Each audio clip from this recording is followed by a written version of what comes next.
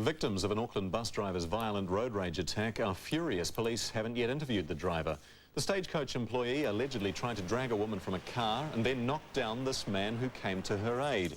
The company's given the driver 48 hours to explain his side of the incident. A leaked memo has highlighted doubts within the National Party over its One Law for All message on race relations. The pledge proved a big vote winner for leader Don Brash 2 years ago, but it seems the slogan was much easier to deliver than the policy. It was controversial and in your face. And a simple slogan summed up the race debate, which launched Don Brash's political career 2 years ago. I want people to be dealt with by government on the basis of need, not on the basis of race. But in a leaked strategy paper, National now admits it just isn't that simple. Jerry Brownlee's memo says any look at the negative statistics in crime, health or education shows that the need does lie mainly with Māori. From January 2004, the National Party, through its leader, set out to convey an utterly false picture of New Zealand where Māori was somehow privileged. National also promised to remove unnecessary references to the Treaty of Waitangi from legislation, but now admits that's no simple task either. I think it's fine to have a reference to the Treaty of Waitangi in the Tainui Settlement Bill. I think it's ridiculous having it in the Land Transport Bill. And I think it's a matter of going through all of those bills and sorting out where it fits and where it doesn't. The National Party memo says post-election negotiations with the Māori Party helped foster a growing perception the party had softened its line on race. Any perception that we've backed off the idea that New Zealanders should all be treated as equals before the law is wrong. But there are MPs in National who wouldn't mind if that perception the party is taking a softer line on Māori issues does take hold. While the race debate has been hugely successful for National, some MPs believe it's now served its purpose and it's time the party built bridges with Māoridom and moved on. Guy and Espiner, One News. Concerns growing for a 30-year-old Northland woman who's been missing since Friday. Christelle de Vetten was last seen at her rural property near Kerikeri. Police have examined her house and the surrounding area. Her family says the disappearance of the mother of one is out of character. The fire that destroyed an Otaki factory last month will cost up to 27 workers their jobs. The owners of the Pacific's plastics plant hoped that work and income would financially support employees until the factory was rebuilt later in the year. But the government agency says it can't do that and managers can't afford to keep paying staff. Arsonists are suspected of sparking the fire.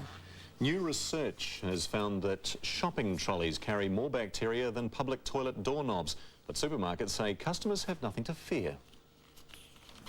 Germs. They're everywhere. But new research overseas says it's the handy shopping trolley that carries the most. Got to do the shopping. I can't carry the groceries around. Well, sometimes you pick them up and your hands are quite sticky with them, yeah. So sticky, in fact, the Korean research of 6 common public items found shopping trolleys led the way, with 1,100 units of bacteria per 10 square centimetres.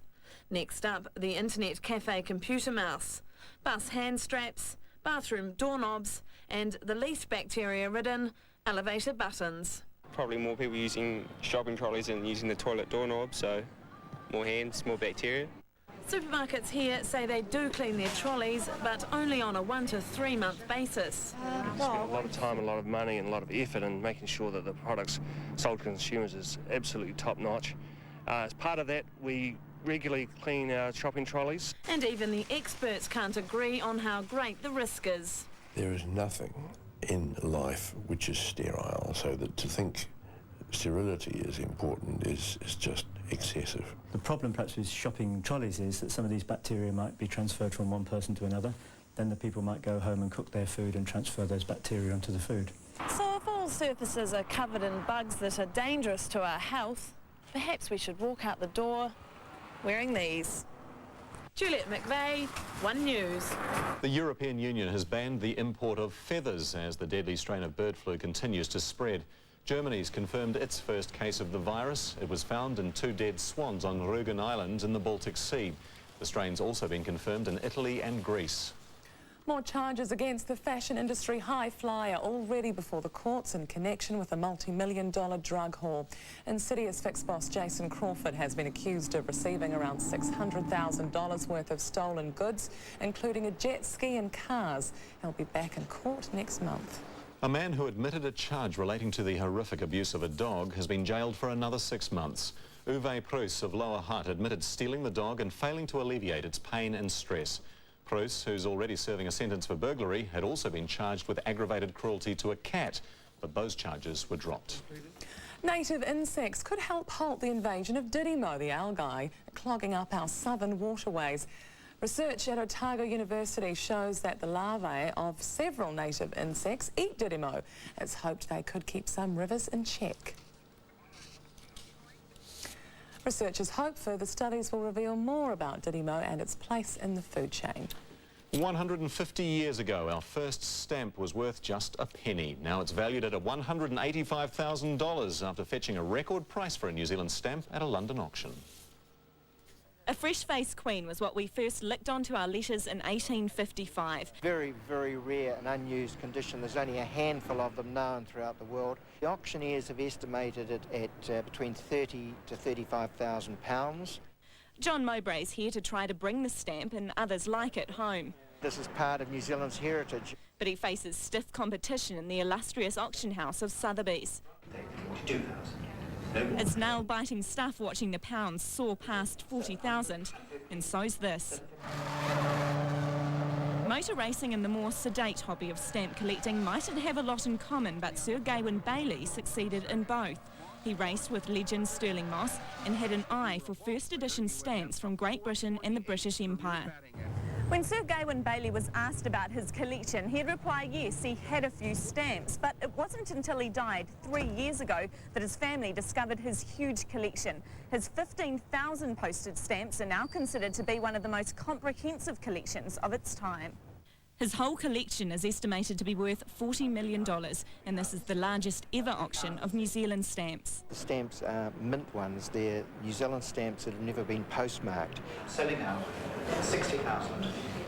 The jewel in the crown, SG1, won't be earmarked for arrival in New Zealand anytime soon. It was sold to a British buyer. Melissa Stokes, One News, London. And another auction record has been set in New York, where a single photograph sold for more than $4 million. The Pond Moonlight, taken in 1904, is considered one of the best early landscapes by American Edward Steichen.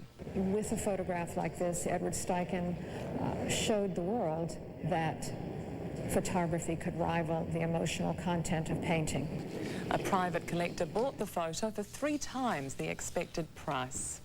Well, Susan's along now with what's coming up tonight on Close Up, and a former kids TV presenter working with criminals these days. And they are loving him. Prison rehab programs have come under fire, but Ollie Olsen's running a course which is getting results. So is long-term change really possible for violent offenders? Plus, Dick Cheney, well, he's become the butt of jokes right across America on American telly, so we've got some of it. We'll see you at 7 for a laugh. Look forward to it. Ahead on One News, the road safety initiative that could be actually killing people, a baby Kiwi's early delivery, a Cuban comics with a strong local connection, and trying out a new racket, a tennis star serves notice to the supermodels.